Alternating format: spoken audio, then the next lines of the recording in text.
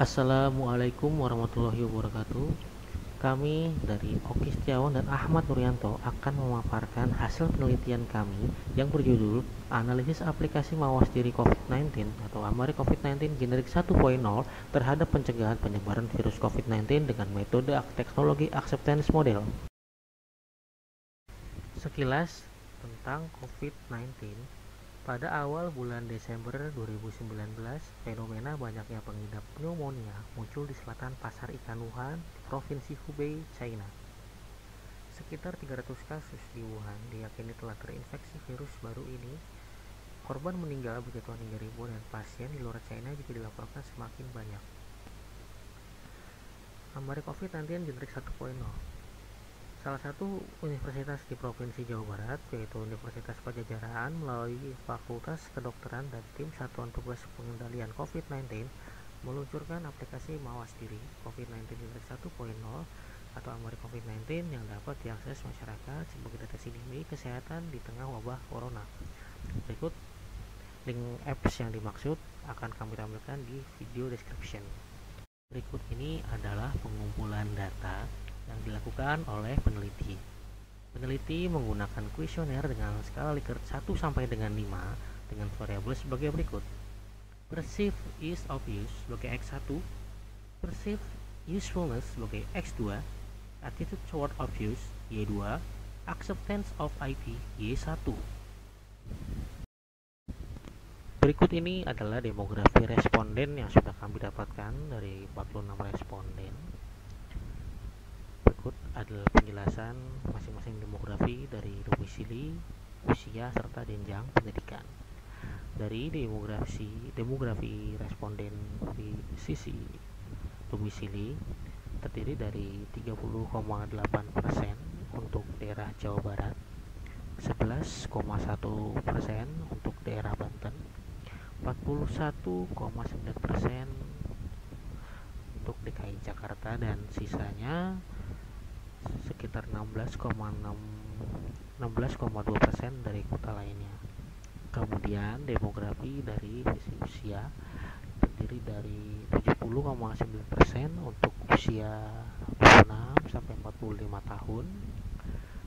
Untuk selanjutnya 25,6% untuk usia 12 sampai 25 tahun. Sisanya 3,5% untuk usia lainnya.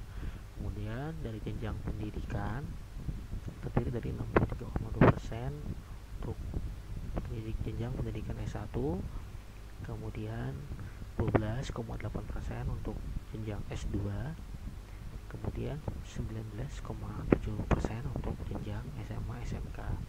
Sisanya sekitar 4,3% untuk jenjang pendidikan lainnya. Berikutnya adalah hasil kuesioner yang sudah kita olah dari 46 responden sesuai dengan variabelnya. Berikut ini adalah variabel independen dan dependen. Variabel bebas atau independen adalah X1 kemudahan, X2 kebermanfaatan. Kemudian variabel terikat atau dependen, Y1 penerimaan aplikasi, Y2 sikap dan perilaku.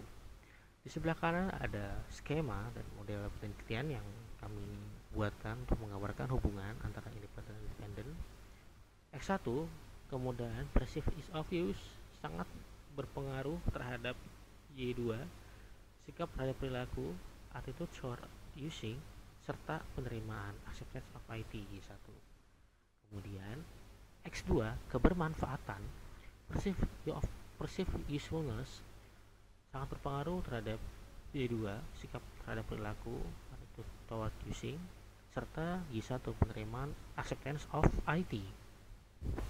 Berikut ini adalah pengujian validitas dengan variabel kebermanfaatan X2 yaitu valid, dikarenakan nilai R hitung masing-masing item pertanyaan lebih besar daripada nilai R table yaitu 0,2907 dengan margin error 0,5%.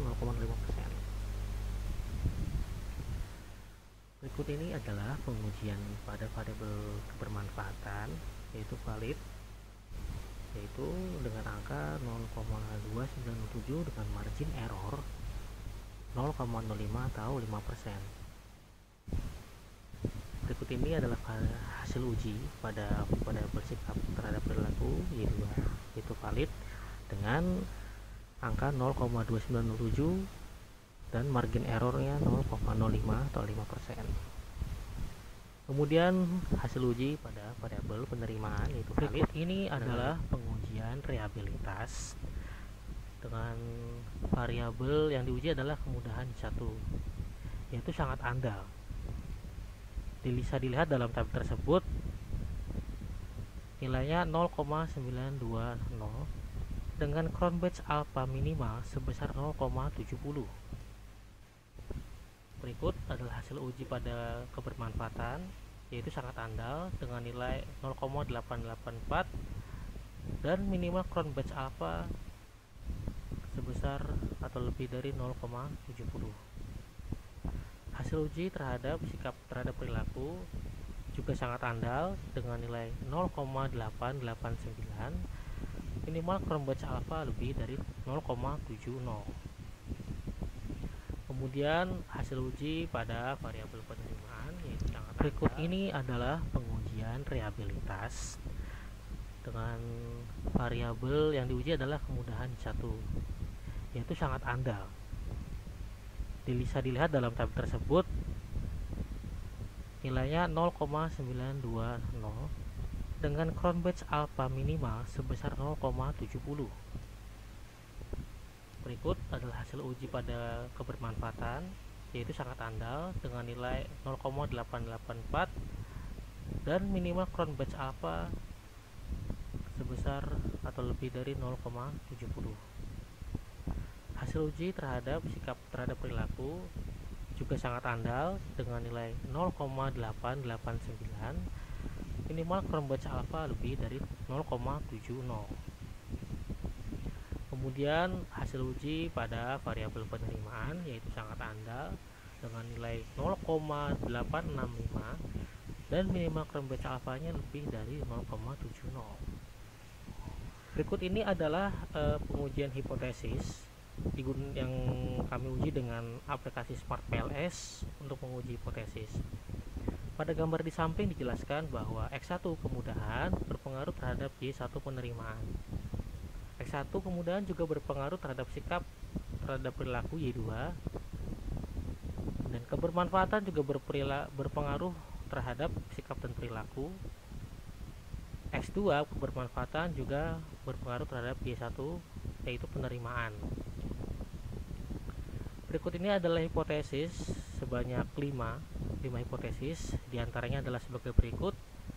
H1, faktor kemudahan perceived ease of use berpengaruh signifikan terhadap penerimaan acceptance of IT AMARI COVID-19 Generik 1.0. H2, faktor kebermanfaatan perceived usefulness berpengaruh signifikan terhadap penerimaan acceptance of IT aplikasi AMARI COVID-19. H3, faktor sikap terhadap perilaku attitude toward of use berpengaruh signifikan terhadap penerimaan acceptance of IT aplikasi AMARI COVID-19. H4, faktor kemudahan perceived ease of use berpengaruh signifikan terhadap faktor sikap terhadap perilaku atau attitude toward of use aplikasi AMARI COVID-19. Dan yang terakhir, yang kelima, faktor kebermanfaatan perceived usefulness berpengaruh signifikan terhadap faktor sikap terhadap perilaku atau attitude toward of use aplikasi AMARI COVID-19. Dan terakhir adalah daftar rujukan atau jurnal rujukan yang kami gunakan untuk penelitian kami. Di antaranya adalah 1.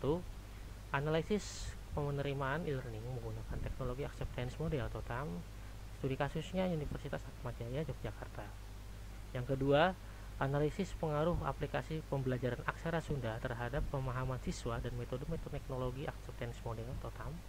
Yang ketiga, analisa minat penggunaan aplikasi TBE scoring dengan pendekatan teknologi acceptance model. Dan yang keempat, analisis penerapan aplikasi berbasis mobile pada Nom Cafe Malang menggunakan teknologi acceptance model TAM. Dan yang terakhir, yang kelima adalah teknologi acceptance model atau TAM of statistical package for the social science or SPSS applications. Dan terima kasih telah menonton video ini. Yang tadi kami paparkan adalah hasil penelitian kami yang sudah kami kerjakan. Terima kasih. Wassalamualaikum warahmatullahi wabarakatuh.